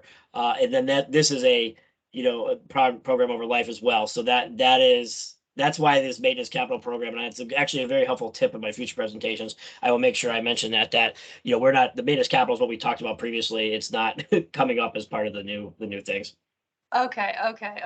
And that's the way it always operates. The maintenance capital always separate. Yeah. Okay. Yeah. Oh, that's very helpful. Sorry to be if that was a sophomore question. No. Thank you, Jill. And then okay, so that's pretty much all I had, except to underscore all the things that David brought up about embedding the natural capital philosophy throughout, I would say, including, even if possible, in the maintenance capital. That's not at issue tonight, but in the future. So thank you. Thank you, Jill. Thank you for your questions and the clarifications that we were able to get. I'll pass it on to Peter next. Peter, go ahead. Okay, thank you, Shruti. And thank you, Eric. Great presentation, really good. A couple of things. If these get too complicated, then maybe we can take it offline and you could send the whole group an answer to these. But just to reiterate what Jill was talking about, what does that mean, maintenance capital? Because I've always been taught that there's maintenance and there's capital and there's like a wall between them. And so I don't understand maintenance capital. So maintenance capital is a program that the county has. It's the maintenance capital program that is funded out of the operating side of the house. The 10-year CIP, the master plans, these type of things are GO bonds that tend to be 20 years or so out of the life of a general obligation bond. The maintenance capital program is funded on a basically yearly basis for a small portion for that year or 2 years, depending on I guess it's a little bit different during COVID. There's a definition, and I don't have it right in my fingertips right here, but if you go through the maintenance capital has a definition about the type of projects. It's basically replacement of existing facilities. So when a playground needs renovation, it's done through a maintenance capital program. If it's some court replacements are done through that type of program, and it's funded through the PAYGO process. And park master plans tend to be large scale park replacement on a Jenny Dean size, on a new parks like Lawn Bridge and things like this. It's sort of this way the county breaks it down as far as I do know, I think, and I hate to do this to her, but Becky Schmidt may be in the audience here. She may have that a little bit clearer than I do. I don't know. If not, that's fine. We can send you a description of both maintenance capital and then the what the CIP does. Maybe you can explain. You can send us the whole commission, because to me that's maintenance. That's why I'm confused about the capital part of it. If it's maintenance, whatever, a roof or something like that. So the one thing, Becky, before you jump in, so the maintenance capital is also used as things like short-term financing, master lease program. There are things that are not part of the operating budget. So like our Parks and Rec resource gets an operating budget to do some small replacements, like a trash can here and a trash can there. These are slightly bigger projects that have a funding source that has to be sort of done through the approval process. Becky, you probably can do that much better than I can. No, I was going to say, Eric, what you said in a different way, Peter, to see if it helps clarify. So the maintenance capital program within the CIP is, like Eric said, larger scale maintenance projects. But what we mean by that is it's essentially replacing like for like. So for instance, at Bailey's Branch, that's a maintenance capital project. It's an existing playground. It will be replaced with a new playground, but it's like for like versus the master plan projects that Eric was mentioning, of course, where we can re-envision, we can introduce new elements, rearrange where things are, etc. In the operating budget, your straightforward maintenance is, for example, let's say Bailey's Branch, we would just fix the ladder going up the playground, for $15,000, not replace the entire playground. When you get to that level of maintenance, that's when it moves to maintenance capital. Okay. Maybe a better name for it is replacement capital instead of maintenance capital. We'll take that note. Yeah, I mean, it just seems like everybody always says maintenance and capital are two different things. So it's funny to see them in the same phrase. Yeah, I will mention that these are not parks constructs. These are things that are older than me, probably, is the way the county has done it and divided it up and called these programs. so maintenance capital, it's sort of this like tradition way of the way the county has broken down the funding sources and the way the approval processes grow. So I always say that I'm laughing a little bit. This is not, I'll be honest, it's not something we'll take back and will be changed. You might be able to get a movement behind it, but that's there to have some severe inertia behind them, if you will. Okay, good to know. Secondly, how come all this synthetic turf stuff is not in the school's budget? Why is it on our budget? So it's a good point. It's one of those things because we're going very fast and we're going very quickly. I didn't provide you all the details. But if you, I think there's another category here. So if you look here in this program summary, there's a category above the line that says other funding. That other funding is mostly associated with the synthetic turf program. We cost share with schools. So there is an arrangement on high school fields. It's essentially, I think, a 50-50 cost split for replacement. And then at the middle schools, it's like a 70-30, and that's based on the hours of programmatic use each organization uses. And so our numbers here, when you see Williamsburg, $912,000, actually has a reduced number when it comes to the CIP because it's cost shares with schools. Some of these other ones also have some other little outside funding sources occasionally, like some of the sports groups that we had talked about earlier, do some funding and things like this. So we cost share on our fields that we share with APS, but they don't, for example, cost share Rocky Run because that's purely a county field. Yeah. Okay, that's good.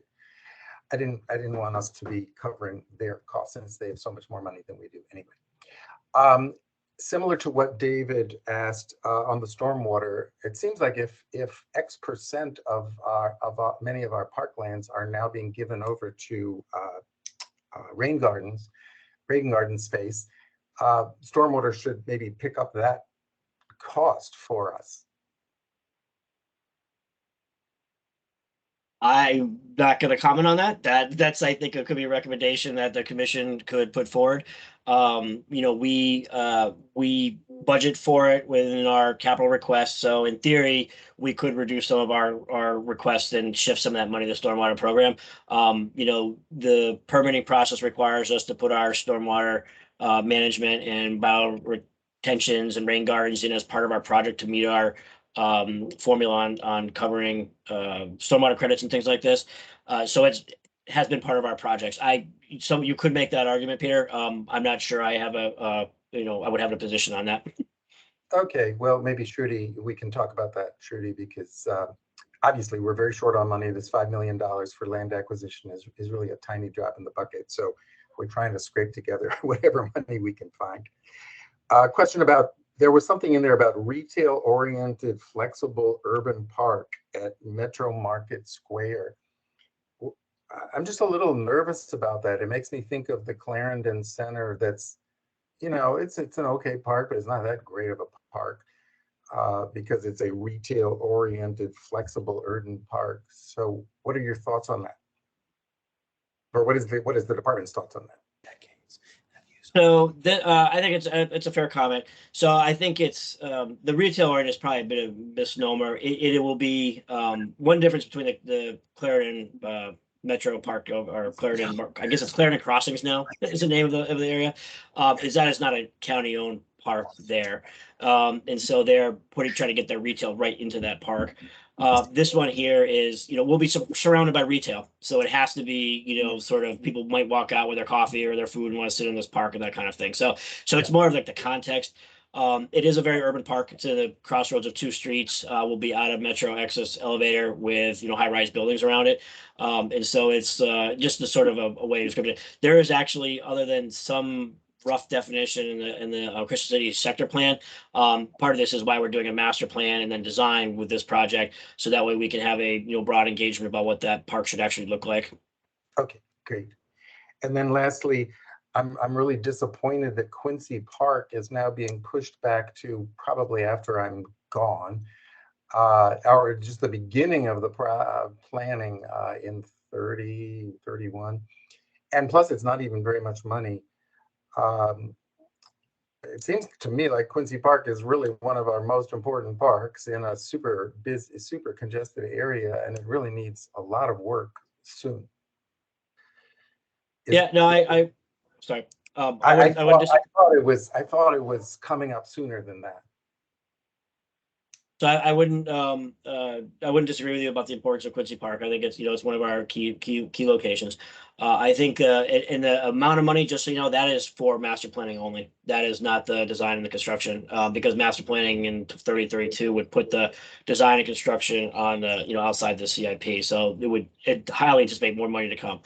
I think that with Quincy Park, there are a lot of pressures on all of our spaces and things that we've got across, and there's driving factors on some of the other plans that you see here. For example, like Penrose is because we have we have the changes going on around it. We have to address it, or it's just going to be a hole between this building and the existing. And so as we looked at where they laid out, there was some conversation with being a bit earlier when libraries was looking at a whole renovation of the building. They have invested heavily in the library, so the library is not as far as we understand, is not as a critical need for them right now.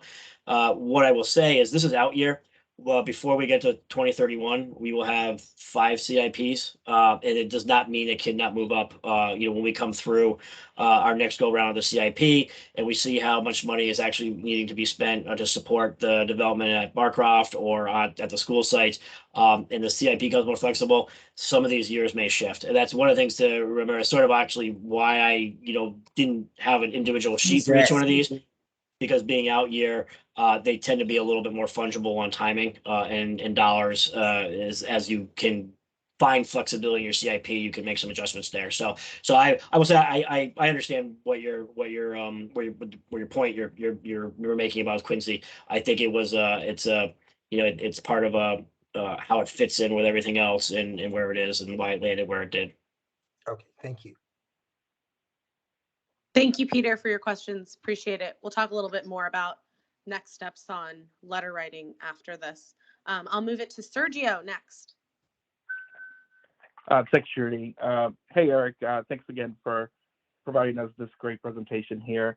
Just had a couple of questions for you. And the first one, I think you just touched on as part of answering one of Peter's questions. So for the synthetic fields, I know you had a slide on the program summary with some itemized funding in terms of where the money is coming from.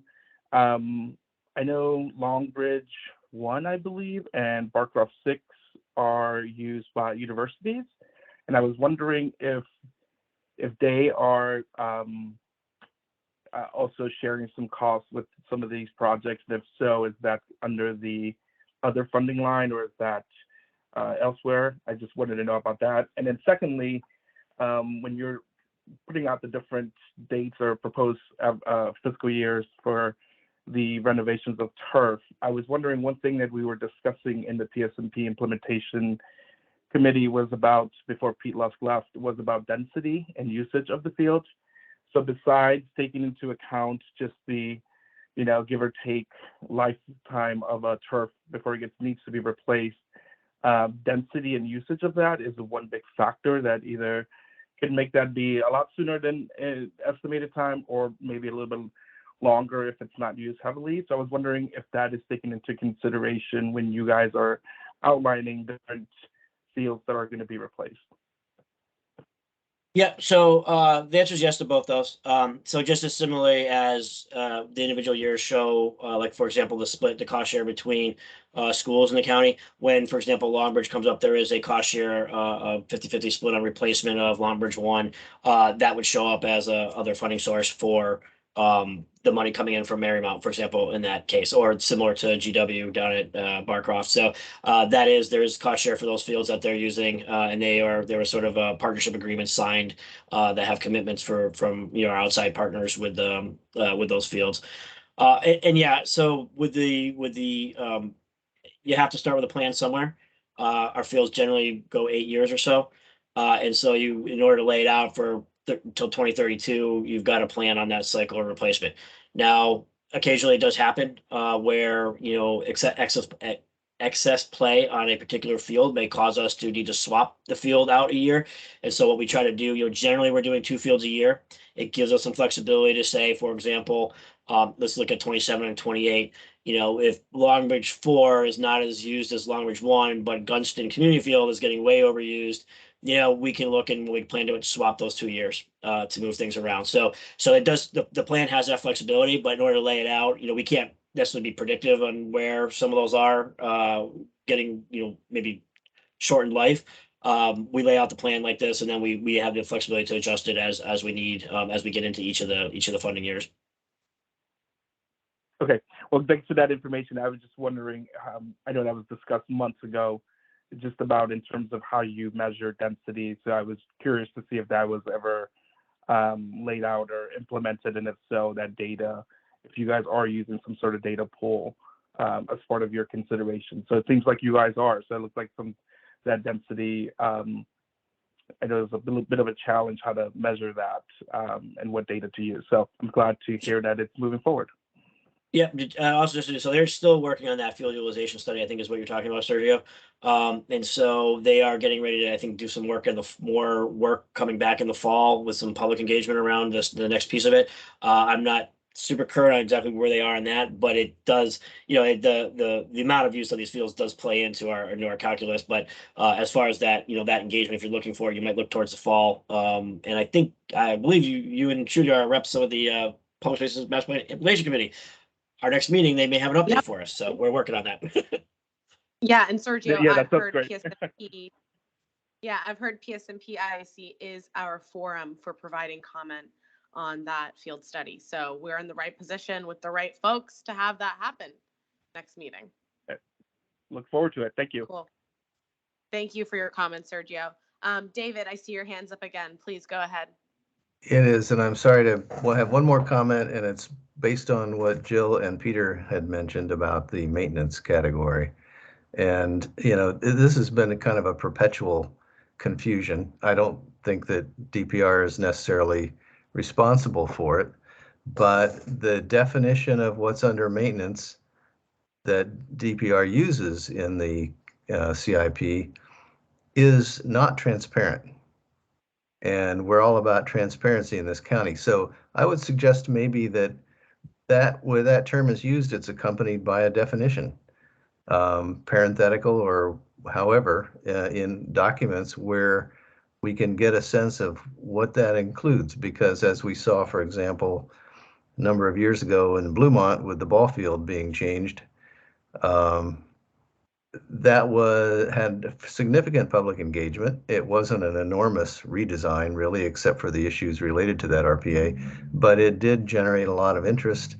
And it was a little bit more in a public sense and also in a park use sense, a little bit more than just replacement with the same thing, because it wasn't exactly replaced with the same thing. So I'm not opposed to that. I think that was actually a success. I'm just saying, maybe this category could be defined and expanded in a clear way so that people understand what falls under that umbrella, and then they can make relevant comments under that. And it also might afford the opportunity to look at, for some of the things that typically fall under that, maybe is that the best way to handle it?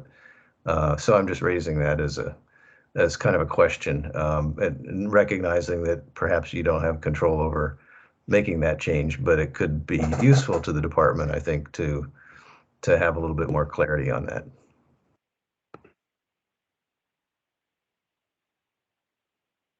I appreciate that, David. So I will say, the CIP does, I'm looking at, for example, the 2013 and 22 CIP, just so you, the way the program's defined, it is actually in the CIP. So you look where it says Parks Maintenance Capital. I'll just read real quick for you to give you an idea. So it says the Maintenance Capital Program provides for recurring systemic reinvestment in existing outdoor facilities, and blah, blah, blah, blah, blah, blah, blah. So there is a definition there, and the way the CIP is organized, it's it's probably not the easiest to find. So it's something we can take back and try to figure out if there's a way to help with that. It's in the actual document. It's not in any presentations, right? Right. Yeah, it's in Right. the actual document, not the presentation. Yeah. Well, I confess I actually looked at the 2019 version when I wrote that little piece, but I didn't get that far into it. So thank you. Gotcha. Awesome. No, thank you for the clarification, David. I want to check if there are any other questions or comments for Eric on the SIP today. We're going to take a little pause from this item and come back to it at the end. If there are no other comments, we can move on. And I really want to thank Eric for his time today. We have this presentation online to refer to. Like I mentioned before, we're going to continue to get more information from the county next on PSMP implementation, and more topics throughout the summer. And so this is a starting point for us. So thank you, Eric. Great, thank you. Thanks for having me. And if any other questions come up, feel free to pass them along. Yep, we surely will. Thank you. All right. Awesome, guys. All right, moving on. I'm going to hand it over to Marco for the staff reports and any topics that are pressing for us to bring up from that for the commission. No additional updates related to the staff report. I did just want to highlight that Jenny Dean Park just recently opened, had its opening ceremony with the county board and other members this past Saturday. It was very successful, and just hoping that anyone here within the commission goes out to check it out. It's a really wonderful, fun space. Yeah, and actually Colt was able to be at the opening itself. So I'm just going to recognize Colt real quick to just talk for a second about that opening and what it was like. And then Peter, I'll come back to you. It was a lot of fun. It was well organized. It was a great community event. The kids who cut the ribbon were adorable. It was really fun. It was also well attended. There was a whole host of county board members there. Just for my part, I wanted to thank Jeremy Smith for the job he did as the architect, and he got a mention there too. And Marco, if I did email him, but I thought he did a wonderful job. But the park is very much, from our perspective, they reoriented the baseball fields to give more buffer to 4 Mile Run, which from a nature biophilic, well, from a natural resource management perspective was a good thing. And we still have the acquisition of the WETA building to complete and add to our green space. So there'll be some significantly more green space. And again, a nice playground out of it too. New restrooms. Anyway, it was great. It was a great opening and a nice park. If you take a revisit at it, you'll be impressed. Thank you, Colt. Thank you for representing us as well. They need to get out there. So, I mean, summer, it's beautiful. We've got to get out there. Yeah. Awesome. All right, Peter, circling back to you, did you have a comment on the staff report? So just on Jenny Dean, I wasn't at the opening, but I've been watching it come along. It looks gorgeous. And I probably should have asked this question to Eric, but maybe Marco knows the answer to this. For the WETA building, are we buying that are we buying that building? How much was it? Is it park money that's being spent to buy and tear down that building and increase the size of the park? I believe it's part of that land acquisition strategy that we had moving forward for that particular space, and it's actually to fulfill that phase 2 design and potential construction for the expansion of that park space. Marco, I'm actually still here. Peter, okay. do you mind? Yeah, thank you. So the exact dollar number I don't have in front of me, Peter, what it was called. It's multiple millions of dollars. I want to say in the 3.5 range, but we can double check that. However, that money is actually not coming out of parks acquisition. The county recognized that the value, the benefit of being able to add that parcel, and was able to find funding sources that are not DPR based in order to buy that. That was actually, we actually had a right of first refusal on that building. I think I see a question from you there. Yes. When that went on the property, we actually did a deal with WETA to allow us the option of purchasing that when they were able to move and ready to sell. And we took that up when they said we're moving into their new Campbell Avenue building. So the money in the CIP, the land acquisition money, will not have to go to that acquisition. So that's money that we don't have to worry about there. And then the money in the project is just for the demolition, and then the conversion of that space back into, not back into, but into a new portion of Jenny Dean Park. So it'll be casual use space. There's a court there, picnic, that kind of thing like that. So hopefully that can kind of give you a sense. I think that might have gotten to your questions. That's fabulous. That's win-win-win all the way around. Yeah, Awesome, just to add on to that as well. So yes, it's actually envisioned for that park to have an additional tennis court. So there would be an additional tennis court. There would be the relocation of the basketball court further north of the site, and as Eric mentioned, additional casual use space and tree canopy associated with that park. Terrific. Thank you. Thank you, guys. Thank you, Peter, for those comments too. All right. Anything else on the staff report? If not, I am again going to move as quickly through the our commissioner reports, member reports themselves. I want to quickly just highlight just to note, please do read these reports and feel free to reach out to the folks who are representing us on them. Thank you to Kevin on the Melwood property update. I was able to get some information in preparatory conversation with a board member, which was great from that. Also from Adam and Mark on the sports commission updates going on there. Thank you for providing them to us again. Much appreciated on that. I would like us to move to other business now.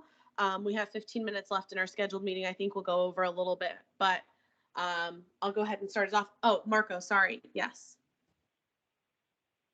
Yes, sorry. There was one item related to the site plan review committee and long range planning committee bullet.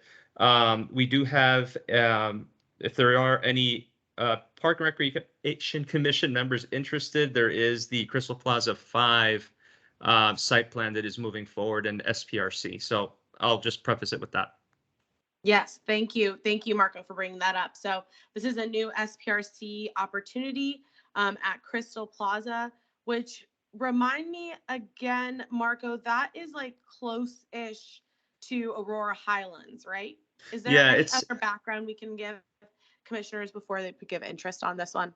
Yeah, this is the site plan that's associated with, well, if you're aware or if you're familiar with the Crystal City sector plan, there's two public space areas that are identified there, park spaces number 10 and 11, which would be delivered as part of this site plan process. And it's they're located at the corner of 23rd Street and Crystal Drive. So it's right off of that urban edge. They just there's going to be the demolition of an existing office building there. They're putting up a new residential building with some opportunity for retail as well. And the configuration of two public spaces. One is a 3,300 square foot public space, and then another will be I think it's roughly an 8,670 square foot space off of 23rd Street, which is the 23rd Street Plaza. That's the first phase of that, which if you look at the sector plan, there's actually a 13,000 square foot part of that, but that would be delivered as part of a subsequent site plan. Got it. Okay, so this is like a kind of connection area in that same region. That's correct. I have some very close to the Crystal City underground shops. That's another landmark point of landmark. Mm-hmm. Okay. I will take volunteers today if there are any. If not, I will also have some conversations with folks. I have some ideas of who may be interested in this project, but are there any takers for Crystal City 5 SPRC at this point? No worries if there are not. I will talk to folks about interest and moving on with that. All right. Okay. Moving then to other business. I want to talk about letters first. So to get it out of the way, I want to talk about the issue that Duke Banks brought to us at the beginning of the conversation. I'm going to leverage our partnership with Enerjag and put this on Jill, myself, and Sarah to talk about with our FNRC colleagues at an offline opportunity to see if there is an opportunity or an interest in collaborating to talk about the Gulf Branch hours and if there is a opportunity for us to make some sort of impact there jointly. I would accept any counter proposals to that, but basically pending, and we will report back once the three of us have an opportunity to talk with FNRC about Gulf Branch. And then getting to the more interesting topic, SIP. We have a couple of opportunities here coming up for engagement. First one being June 14th is when the county board will be hearing on Parks and Recreation items. We're still waiting to hear back if we have an opportunity to speak in person at that. But I think it would be prudent for us to have a first letter on June 14th, which is about 3 weeks from now. After that, there is a formal public comment opportunity on June 28th, and then an additional county board vote happening on July 16th, I believe. I think I wrote down 16. So these are three opportunities. I think many places for us to get our statements correct for the June 14th call. June 14th meeting, and then to echo those same sentiments on June 28th and July 16th as well. I have noted Adam, David, Jill, Peter, and Sergio as folks who commented on today's presentations. Are there anyone in that group or outside of that group that would be interested in writing a first draft and has time to do so maybe in the next week? We have a little bit of time with the 3 weeks to June 14th to do so. Hi, Jill, please go ahead. Oh, I mean, I'm raising my hand. Yes, I have time and I'm willing. Woohoo. All right, Jill, I will put you down as writer. Is there anyone outside of Adam, David, Peter, and Sergio that would also like to be part of the editorial committee for this letter? Kevin Manuel, great. I will add you to this as well. Great. So guys, following our call today, I will send out an email basically with outlining what we just said and those dates, so we have them out for us. Jill or anyone else, would you like to make any comments about this letter before we move it to the email committee?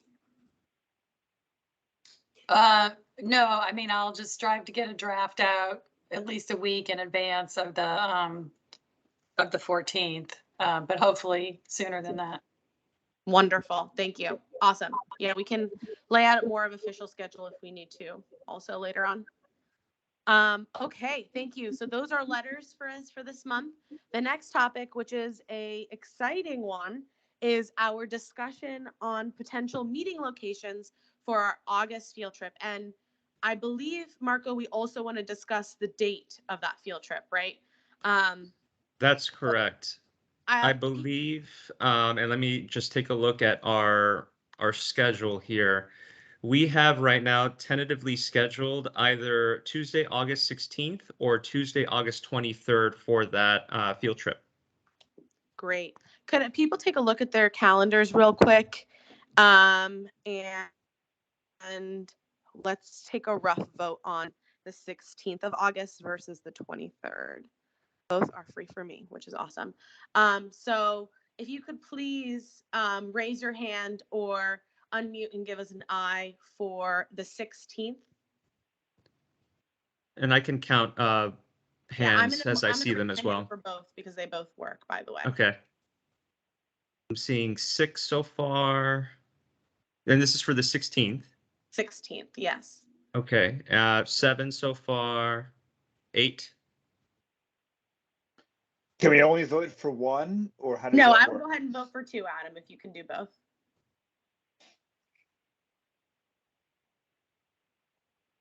So I'm still seeing 8. Mm-hmm. All right, 8.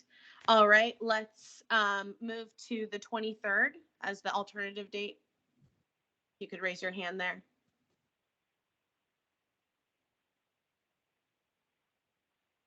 And for that one, I see more. I see 9. Great. All right, guys, let's do the 23rd of August. Marco will obviously send out an invite when we've selected the actual field trip location, but that's a win. Yay to a date. And Marco, from my could you talk through some of the ideas? No, go ahead. Could you talk through some of the ideas we've already kind of heard on the field trip? Oh, I'm sorry. What I was going to say is I'll advertise it accordingly too, because since right now it's being advertised as both of those dates. So what I'll do is I'll advertise it on our website and anywhere else that it will be the August 23rd date. I forgot specifically the places that we have thought about. I know there have been some discussions about potentially Jenny Dean Park. I believe, Peter, I think you might have mentioned Alcova Heights as one of the options. Yes. And there may have been some others, but this is going to be the forum to discuss any potential areas that we would want to go visit as a commission. Exactly. All right. Also, I'll take ideas for parks. If you want to raise your hand for other field trip ideas. I know a lot of us have our raised hand for the vote, but I just want to check. Dean, did you have an idea for a field trip? No, I'm just trying to get my hand down. No worries at all. No worries. Mark, can I check with you if you had an idea for a field trip?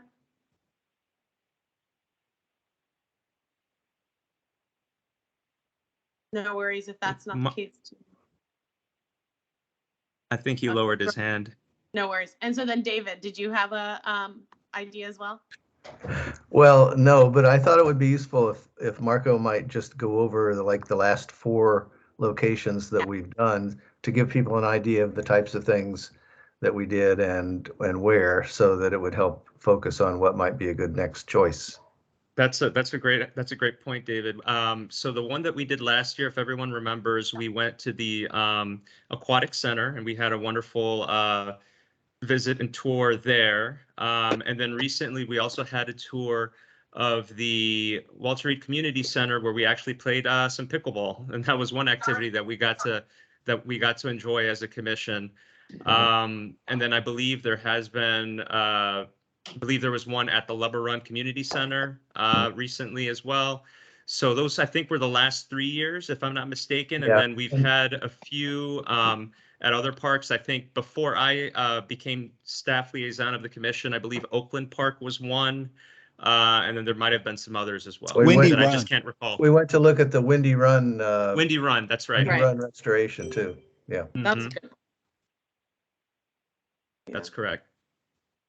So those are so there's a very, I guess, a very different, I guess, eclectic mix of facilities and activities that we can do or that we can enjoy and experience as the commission. So if there's any ideas related to any of the ones that have just been mentioned or any others that people might have, this might be a good time to discuss them. Or Shruti, if maybe we could also touch base offline if there are any others from commission members too. Yeah, Adam, I'll go to you first. Go ahead. Sure. Yeah. So this isn't necessarily an idea for a specific one, but one of the things we do on the APS FACT board is every meeting we have it at a different school. And I don't know if it's practical for us to have every one of our meetings at a park or community center or recreation space, but once a year to me sounds like that's once a year, and maybe every other month, maybe 6 times a year, we could actually have our meeting at one of the facilities, so that we could. And then one of the things we do at the FAC is they'll, if people want to, they can show up early, like a half hour early, and they do a tour of the facility. And I think that would be really helpful for commission members to get a tour, a brief tour of some of the facilities that have recently been built, to get us an idea, or one that's for innovation. Yeah, I love the suggestion. We do have some very rigid rules as a commission on the board on where and how we meet. We're going to be unveiling that next year, or actually in the next couple months, which will include some more in-person opportunities. I agree. Maybe we can up the number of field trips we do a year. I think 6 would be hard, and doing it at a lot of schools would be hard for us to do due to the quorum and public, the requirements we have as our commission. But in the September meeting, we're going to be previewing what that may look like for next year. And let's keep that in mind, that maybe we add in a second field trip, or, find a more creative way of having more engagement outside of the county building. Yeah. I did once also, a quarter even. Yeah.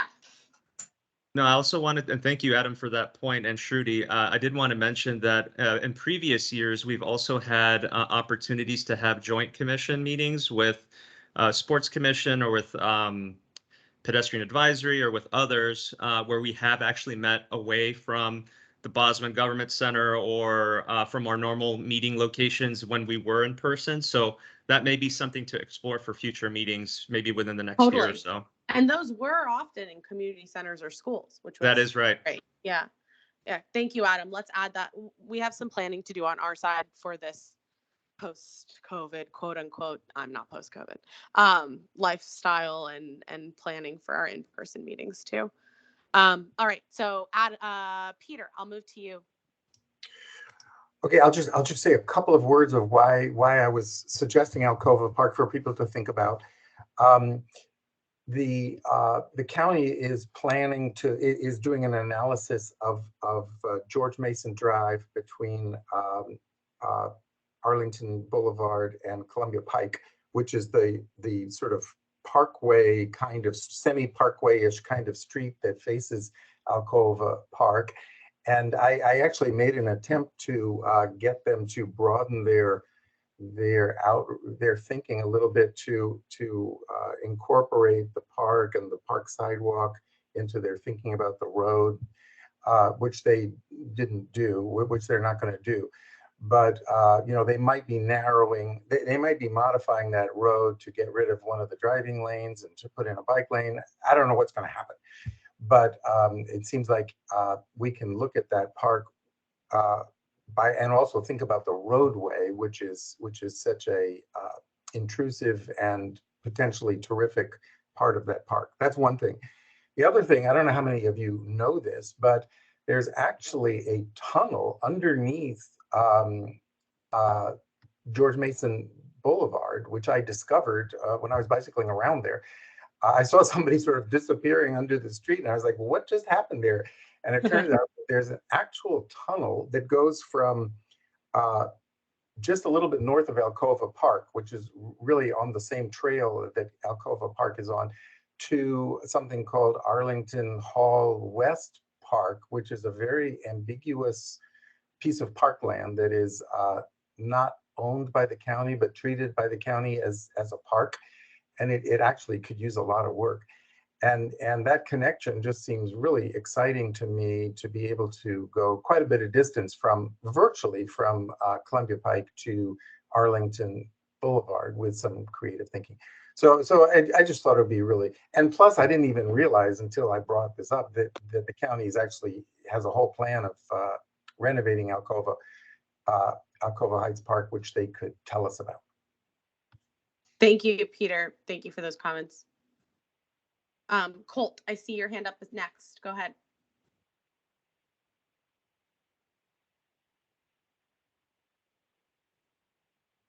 Colt, did you have any additions for us?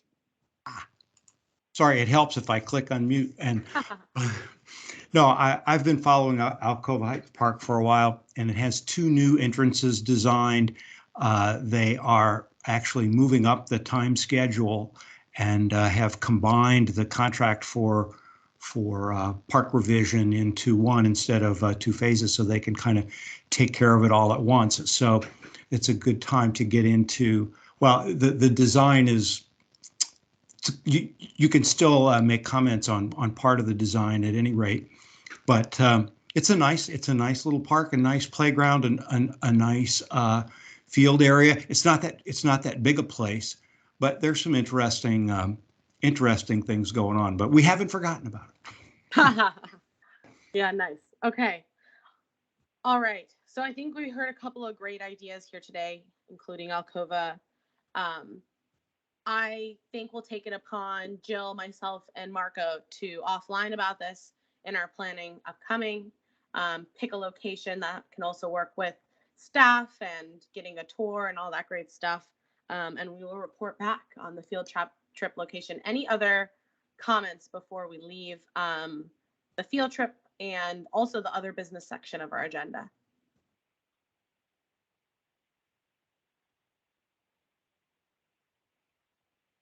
All righty. Okay. So we have some outcomes for today. I'm going to talk with folks about the Crystal 5 project. I'm going to set up the email chain for the SIP letter, and FNRC and the ENERJAG folks from our commission will talk about a potential Gulf Branch letter as well.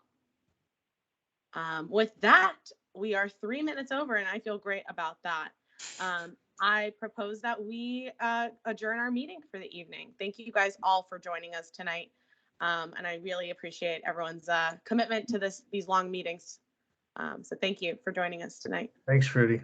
Yeah. Thank you, everyone. Good meeting. Yeah. Thank you guys. Bye. Good night. Bye.